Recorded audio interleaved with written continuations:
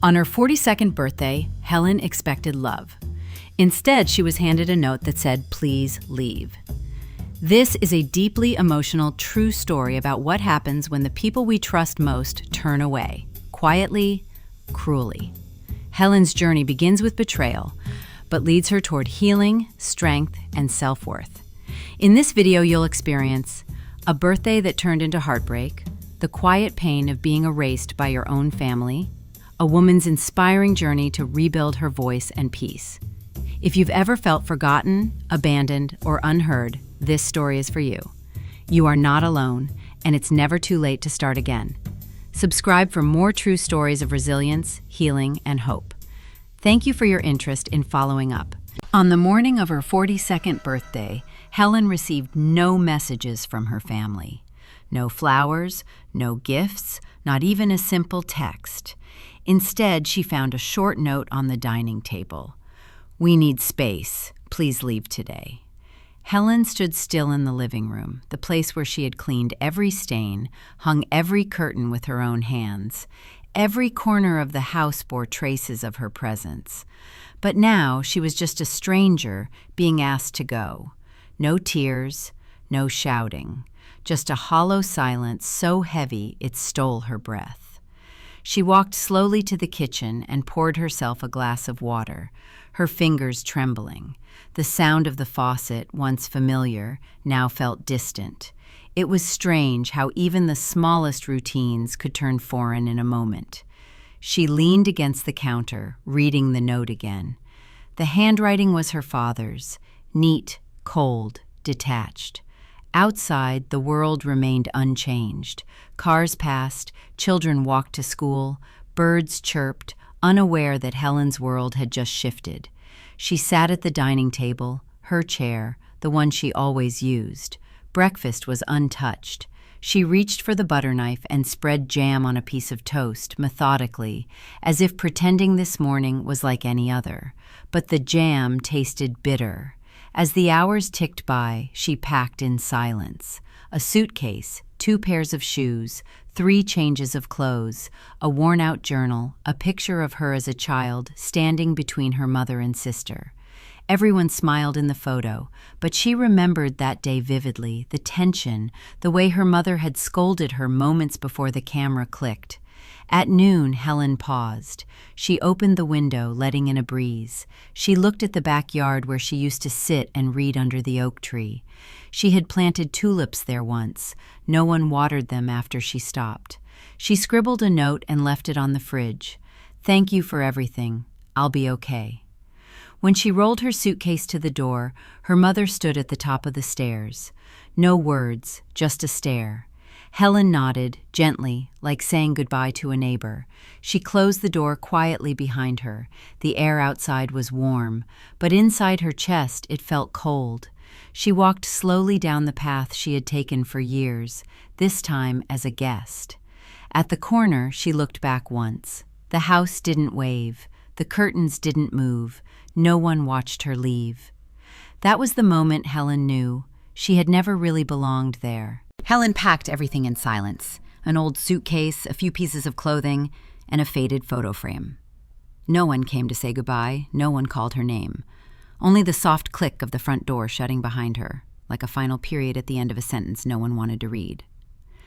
She took a cab to the city. Her mind was a fog of unanswered questions. The streets blurred into one another. The cab driver asked if she was okay, and she nodded, giving a half smile she had practiced for years. She checked into a rundown motel near the train station. The wallpaper was peeling, the bed creaked, the scent of old cigarettes and damp carpet hung in the air. But this was her space now. For the first time in her life, she closed a door behind her that no one could open without her say-so. That night, on her birthday, she ate stale bread and instant tea. She sat by the dusty window watching streetlights flicker and cars pass without purpose. No one called, no one remembered. She whispered to herself, "At least I still exist." Helen couldn't sleep. Her thoughts spiraled. What had she done to deserve this? Was she really that difficult to love? The motel walls were thin. She heard arguing from the room next door, a baby crying somewhere down the hall. She wasn't alone in her sadness, but that didn't make it easier. The next morning, Helen walked to the nearby market. She bought instant oats, a small carton of milk, and a single apple. She had $162 in her bank account. Every decision mattered now. At the motel lobby, she asked the manager for a weekly rate. He looked her over, then said, "You're not like the usual ones." She didn't ask what he meant. She didn't want to know. In the evenings, she walked to the park. She sat on the bench near the pond, feeding breadcrumbs to pigeons. She watched young mothers pushing strollers, old couples walking hand in hand. She envied both. One had the beginning, the other the ending. She felt stuck in the middle, untethered. She started carrying a small notebook. She wrote about everything: the sound of the leaky faucet, the color of the sky, the names she imagined for strangers. She wrote because it was the only thing that didn't ask for permission. Some nights she cried. Not loudly, just a quiet release, tears soaking into motel pillows that smelled like someone else's sorrow. Other nights she laughed, at memories, at how absurd her situation had become, or simply because laughter was less painful than silence. One morning she passed a bookstore. In the window was a sign, "Help wanted, part-time." She didn't apply, not yet, but she stood there for 10 minutes, imagining herself inside, stacking books, smelling paper, feeling useful again. Back at the motel, she began cleaning. She scrubbed the bathroom tiles, aired out the blankets, arranged her few belongings with care. If this was going to be her world for now, she'd make it bearable. She set routines: morning walks, writing at noon, tea at sunset. It gave her a rhythm, a sense of control, and each night, before she turned out the light, she whispered to the ceiling, "I'm still here." Not thriving, not healed, but alive. And that, for now, was enough. No job, no home. But Helen had one thing: an old notebook and a pen. Every day she wrote. She wrote about wounds she never showed, about the feeling of being forgotten, and the type of loneliness that had no name. She wrote while sitting on the park bench, in the quiet corner of the library, or at the cracked desk in her motel room. Writing became a rhythm, a way to breathe. One rainy afternoon, something inside her shifted. She logged into a small online forum for adults estranged from their families. With shaky hands, she posted a short paragraph, raw, unedited, painfully honest. No expectations, no audience, just the simple act of sharing. Within hours, replies poured in. "I felt like you were writing about me. I thought I was the only one who felt this. Thank you for giving words to what I couldn't say." Helen stared at the screen, eyes welling. For the first time, her voice echoed somewhere beyond her own head. The next day, she posted again, a small reflection about birthdays and how silence could hurt louder than words. And again, the forum responded with warmth, empathy, and kinship. She began writing daily, not for fame, not for sympathy, but for connection. Her notebook became sacred, a companion. She bought sticky notes, colored pens, and even a used laptop from a pawn shop. Writing wasn't just survival. It was rediscovery. She opened up slowly. She shared memories, her father's distant eyes, her mother's disapproving sighs, the way her sister learned early to weaponize silence. She also wrote about beauty, the kindness of a motel cleaner who gave her extra soap, the way afternoon light hit the bookshelf at the public library, the sound of children giggling as they fed ducks in the park. Each post was a thread, weaving a tapestry of pain and hope. And in return, strangers offered their stories. People from across the world who had walked similar paths left notes of encouragement. "Keep writing. Your words matter. You helped me get through today." Helen created a small blog and called it Stillness in the Storm. She didn't advertise. She simply left the link on the forum. Days became weeks. She received her first email from a reader. "I read your piece about being erased by your own family. It made me cry. Thank you for being brave." Helen replied simply, "Thank you for hearing me." She wasn't healed, but she was no longer invisible. One night, walking back to the motel, a breeze caught her scarf and lifted it into the air. She chased it down the sidewalk, laughing, a genuine laugh. That laugh stayed with her as she closed the door to her room, turned on the lamp, and opened her notebook.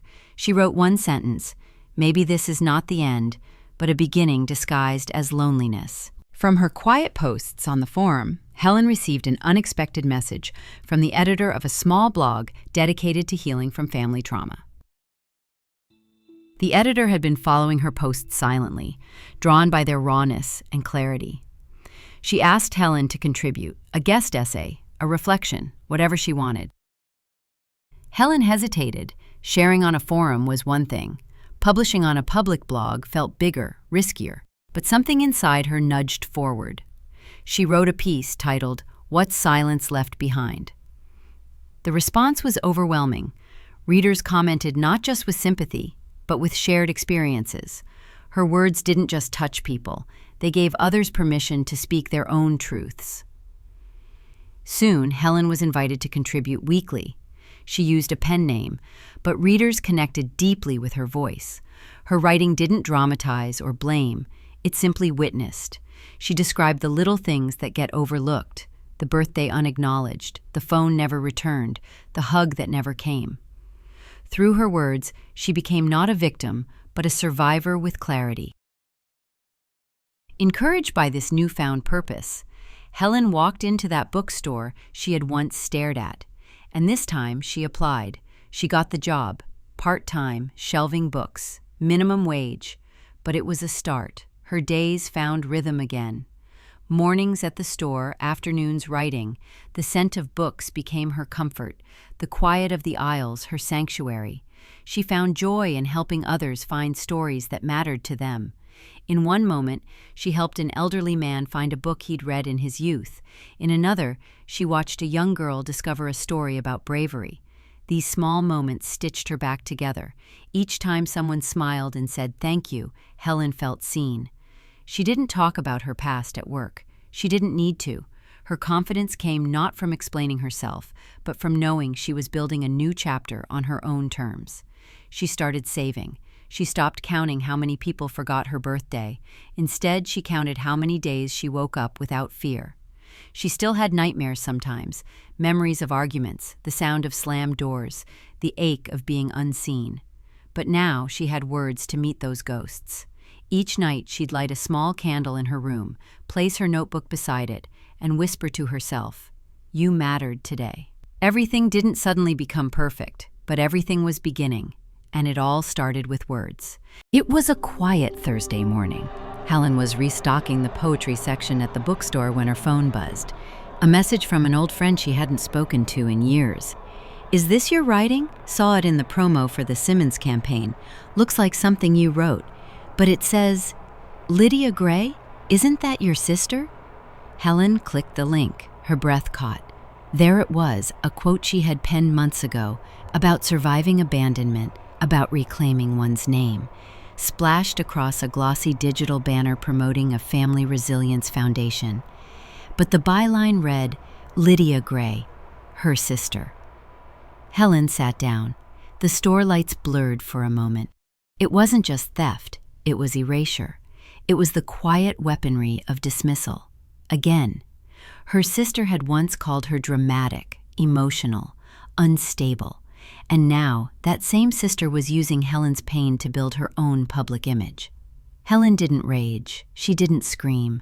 She stared at the screen, then closed her eyes. Memories flooded in, birthdays forgotten, holidays where she sat alone while the rest of the family huddled for pictures, the cold shoulder from her mother when Helen had once spoken up about being mistreated. They hadn't just cut her off. Now they were rebranding her survival as their message, taking her words, her truth, her transformation, and polishing it into a brand story that didn't belong to them. She scrolled through the campaign site. Video clips, quotes, a family photo, cropped in such a way that Helen was nowhere to be seen. For a moment, she felt invisible again. But only for a moment. She opened her laptop, opened her blog, and wrote a new post. She didn't name names, she didn't point fingers, she simply told the truth. Sometimes those who silence you will try to use your voice when it suits them. And sometimes the only power you need is to speak again. Not louder, just clearer. By the end of the day, the post had more comments than anything she had ever written. Messages poured in. "I needed this today. They can't take what's yours. This gave me strength." Helen didn't write for revenge. She wrote because the truth had once saved her, and now it could anchor others too. She brewed a cup of tea. Outside, the wind had picked up. She opened the window wide and let it rush in.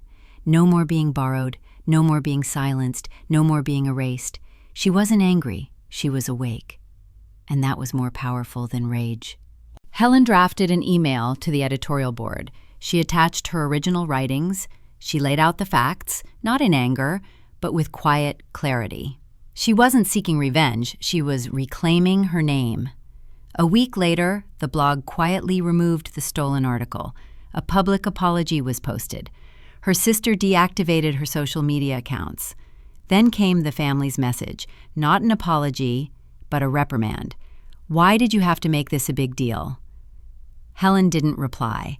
She printed the email, folded it neatly, placed it in a box, and labeled it, "I was once not believed. Now I believe in myself." She didn't wait for closure. She created it. In the evenings, she walked barefoot on the motel carpet, turned on soft music, and whispered affirmations to herself. Each whisper was louder than years of silence. Truth had always lived inside her. She had only just learned to trust its voice. Helen moved into a small apartment near the sea. Every morning she walked along the shore, collecting seashells, breathing in the salty air. She no longer waited for apologies, no longer searched for acceptance. She brewed her own tea, read books, wrote in her journal, and smiled whenever the breeze brushed her shoulder. One day, replying to a reader's letter, she wrote, "Not everyone born under the same roof will love you, but you can choose to love yourself, fully, unconditionally." Helen was no longer the woman who had been left behind. She was the one who walked away, on her own terms. And there, in the space no one else could define, she found her truest peace. We've just witnessed the journey of a woman abandoned by her own family on her birthday. But instead of breaking down, she chose to rise, to speak her truth, and to live a life of wholeness, even on her own. This story reminds us, blood doesn't always mean love. But when we find the courage to let go of what no longer serves us, we also open the door to a new life, lighter, calmer, and truly worth living.